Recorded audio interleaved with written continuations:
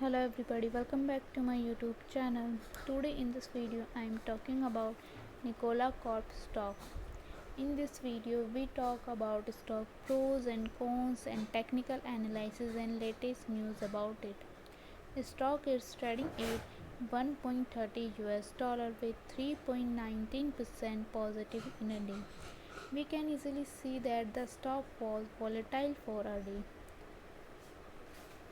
The volume of stock was recently at all-time high, so the fundamental Nikola Corp stock is much pretty better than other penny stock. Before buying and selling the stock, please consult your financial advisor. Today's video is done. Thanks for watching. Please subscribe my YouTube channel and like the video, and also comment all related queries.